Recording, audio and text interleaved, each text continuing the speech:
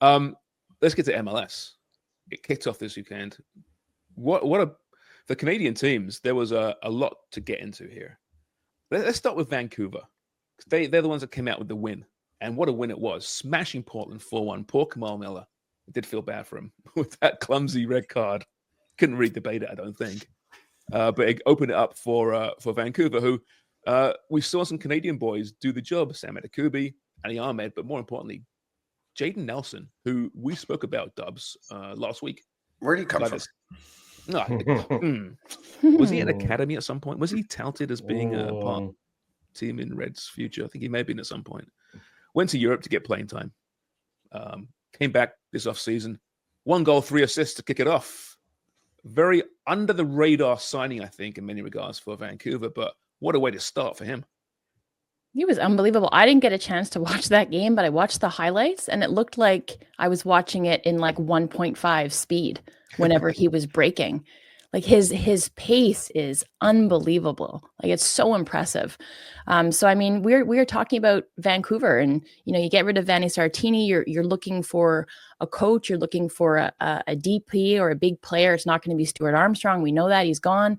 Who is going to be like kind of the it guy that's going to kind of bring them over that hump of the first round of the playoffs, get them to the next level?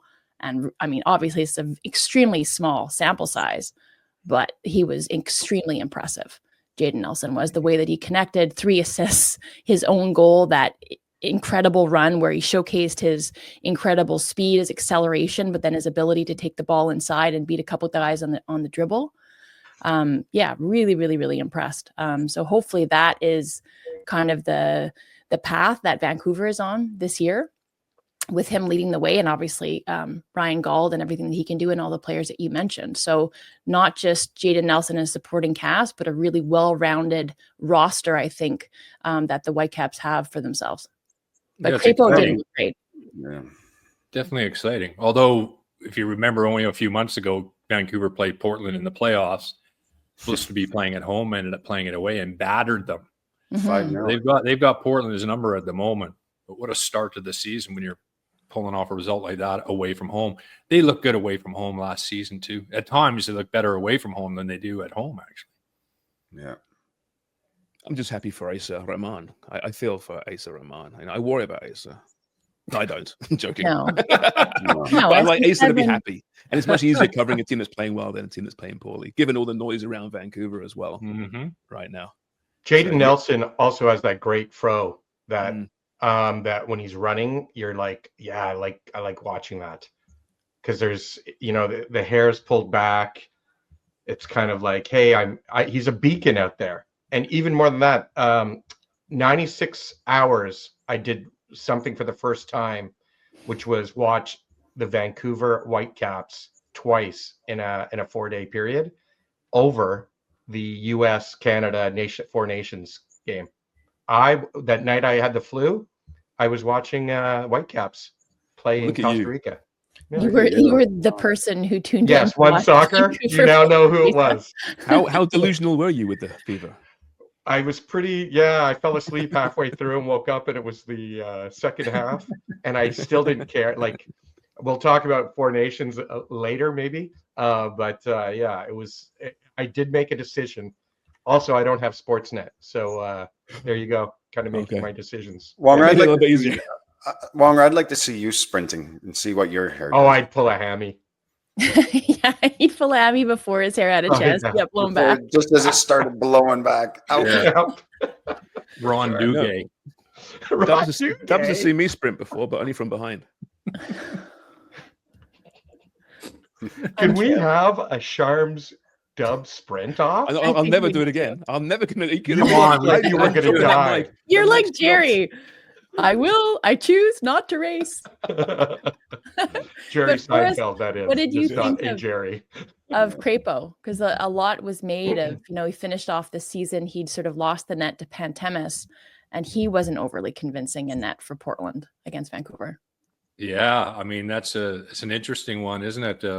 It'll be, a lot of it too. I mean, if Portland or whoever the team is that these guys are playing for that are playing well, sometimes that obviously makes you look a little bit better too when you're exposed defensively and you're giving up lots of goals and opportunities. It can make a difference, certainly. But Max will be just fine. But the amount of goals that they concede Portland is worrying. Well, I mean, there's still 3 or 4 games before Nations League, right? But at this point, I think Dane Sinclair's probably got the gloves. He had them last time, right? He also played really well.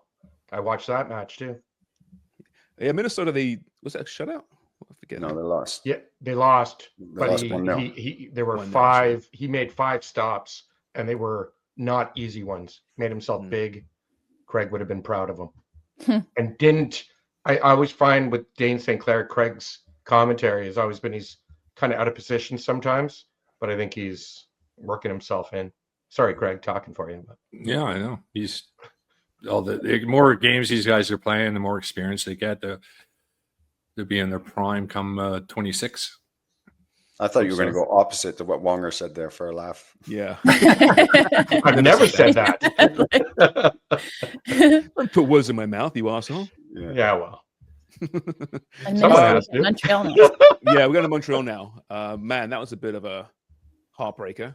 Great winning goal, though, in fairness, Dubs. But 3-2, the final. You obviously watched it closely, your observations.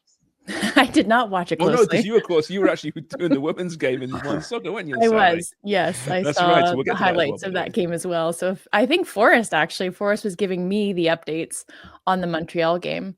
But that was that at the Mercedes-Benz Stadium is always to me sort of emblematic of the type of support that you can generate in MLS. Like it was. I thought you were going to say the Cadillac of. I'm not that clever, unfortunately. But yeah, it's a pretty hostile place to play. But Montreal did pretty well. I think the first half, and Forrest, you can let me know if you agree or disagree. But Caden Clark was playing in that wingback position. I'm not sure about Apoku and what he brought. And then in the second half, I think you saw an 11 that Courtois, I think, is going to rely upon to get some results and to get some success. And I think Prince Owusu, he contributed and did quite well. So much to TFC's chagrin watching Jaden Nelson for Vancouver and Prince Owusu score a goal and then provide an assist for Nathan Saliba's goal. And Jason Musselrose scored as well, another TFC. There we go. Yeah. So what were your impressions of that game for us? Because I didn't watch the entirety of it. I didn't see the game. I was just watching the update. Oh my God. I watched it. Can I mention some stuff then? Yeah. You go, yeah. I can't talk about tactics. I'm terrible with that kind of stuff. But I thought Sirwad was looking really good until that second goal, right, where he kind of fluffed it. But then kind of came back and made some big stops. Mosquela's winner was like I mentioned, a great goal, but Ibrahim came so close to the death off the bar. Could have tied up at 3-3. But overall, I mean, you don't want to concede 3 goals ever, obviously. But I thought Montreal showed enough to give their fans some hope that this is it a new look. Do you consider it a new look? I guess it's a new look, isn't it? I think it's the same system that they're going to play, but I think you can make a call for a new look because you've got faces who are going to play significant roles, and that implies a new look, right? You don't have Joseph Martinez anymore, right? It was a big look. Yeah, absolutely. Not a big guy, but provides a big impact, scores lots of goals, contributes offensively. So of course you're going to have somebody in there and instead of him, either playing provider or scoring the goals. So yeah, by default, new look. Latte looked really good in his debut for Atlanta, by the way. Just coming over. Was that? I think it's an MLS record, isn't it? 22 million or whatever it was. I believe he so. Looks really good. That header he scored was gorgeous, but just the power and the pace. And how about Almiron? Yeah, it's funny because I think that the Lat signing kind of made me forget about the Almiron returning signing. I loved him at Newcastle.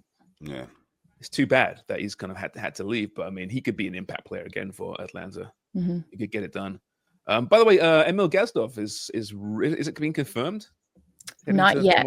No, I think Tom Bogert had it. I think last one I saw. But $200K for a goalkeeper going from CPL to MLS. And he was the goalkeeper of the year last year, correct? Yeah. I think Craig and Amy spoke to him out there when we were at the CPL Yeah, championship. handed out the and he award worked- to him. Yeah, I was gonna say. Yeah, Yeah. that's right. And he's got the right profile, correct? He does have a very good profile. Yeah, big upside to him. He'd be he's a decent goalkeeper with a good future, I think, in front of him. Great attitude, good kid, great family. Yeah, good signing. Is that sorry, Jimmy? I thought you were impressed by the size of him as well when you first saw him, weren't you? Yeah. I've seen him. Yeah, he called quite a few games last year in the CPL with him in goal, and he was very impressive, very consistent, very quick off the line, good distribution, and he's still pretty young. So, Is that sorry, Dubs, go ahead. sorry, I keep doing this to you guys. No, I did it to you as apologize. well. So it's I was just gonna ask Forrest if that's future, if that's a future signing, or is he going to be breathing down Sirois' neck to see who's got the net? It's tough to say. well, is he bigger than Sirois? yeah, I would think so. So he would be breathing down his neck. Yeah, That's true. literally. Yeah, Mhm. yeah. He's a pretty quiet guy, but he does his work and shows on the pitch what he can do, and it's going to be a big step up for him. I think it's a perfect development move for him. Well, Dubs, you said that Sirois didn't have the greatest of years last year. Nope. Right, so that might be more of a competition as opposed to one for the future. Yeah, and that's the set piece goal that Atlanta scored. I think that sums up, I think, the issue that many have with Sirois is like he's reliable. I think his distribution could stand to be improved. He's a good shot stopper positionally. I think he's pretty decent as well. But sometimes it's the hesitancy, like not going or like taking a step out, looks like he's coming out to claim and then retreats back, gets beaten. Like that seems to happen over and over, or at least it did last year. So he's got to improve that. Otherwise, I think that the number one position could be up for grabs. TFC, before I throw this to someone, who watched this game? Yeah. Jimmy, are you waving, Jimmy? Your hands up? Yeah. Okay, good. So I don't want to put you in the spot. All right, so TFC, they drew DC United 2-2 in DC. Not a bad road point for a team that, so poor on the road in recent years. And obviously, Robin Fraser's first game. Observations through the back once again, Jimmy. We saw Corbiano get the start while Insigne stays at home, trying to work a deal out of the club, apparently. Ozo scored a 13th straight season. He's scored a goal. I think there's only 11 players that have ever done that. 14, and suddenly it drops to 6 players. Wow. So that'll be coming pretty soon. And of course, can't believe he's been around that long. I know, it makes me feel so old. He's the one player I think, man, really? How? But yeah, Jimmy, your thoughts on this one from what you've first seen from the new TFC? I think we thought it was all going to go back to last season when they conceded after 6 minutes. I just went, oh, here we go again. But you've got to give them credit because I did think they were resilient. I liked the way at times they were going forward. They would go forward in numbers with pace. Also, obviously, getting his goal. A little bit of a mistake from the defender as well when he's trying to clear. It just falls into the path of Oso, who just taps into the back net. But, Henry Wingo, you see his pace getting down the line as well. And I like this squad because they do have an awful lot of pace now. Both flanks, they look good. Obviously, Benteke, he ends up getting the second goal. I felt the defending could have been a little bit better. Got to get touch tight there in the box, especially with the big man. Kind of just like what we were talking about at the beginning of the show. And then they got a penalty with Richie Lurea just trying to flick it back in outside the box for Bernadeschi. One of the defenders comes over, gets his foot up quite high, but I don't know whether it was a penalty or not for me. It was a little bit soft, but at least they got it. They were rewarded for their effort because I think they ended up having 12 shots, 7 on target, which shows that they are a team that wants to get forward. And it did look organized for me at times. Bernadeschi ends up scoring. So if you're Robin Fraser, you want 3 points. But for me, if you're a new manager, you got some new players as well in the lineup. And to go to DC and get something out of the game, get a point on the board and head back home, I think that was a good result for them. Mm-hmm. Absolutely it was, because I think if they end up losing that one, then there's a little bit of doubt that starts creeping in as well, considering what they went through last season. So they're on the mark. Was it Richie that drew the penalty? Yeah.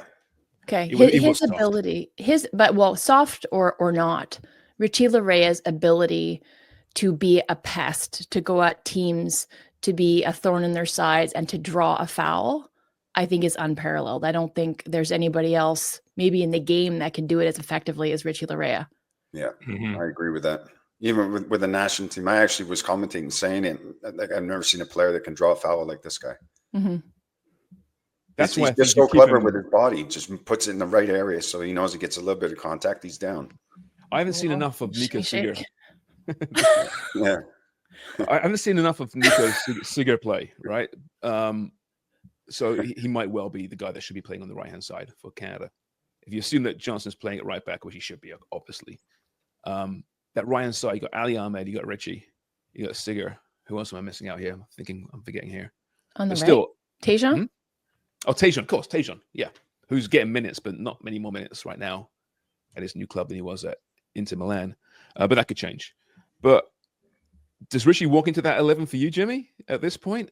For that reason, that he can win fouls, he can, earn set pieces? Yeah, I think, look, that's not the only thing that Richie can do. Richie's a very good defender. He loves to get forward and gets back just as quick. And yeah, it is a bit of an asset having a player that can draw fouls further up the pitch, especially in tight games when a set piece is going to win you a match. So look, for me, Richie, I've always been a fan of him. I like the way he plays. I think he plays on the edge, and he's been great with the national team. So obviously, I think Jesse Marsh is thinking he'll be a starter for me unless somebody really, really surprises him. And Richie can play on both sides as well. He can play left back, he can play right back, play a little bit further up in a 5. He's so versatile.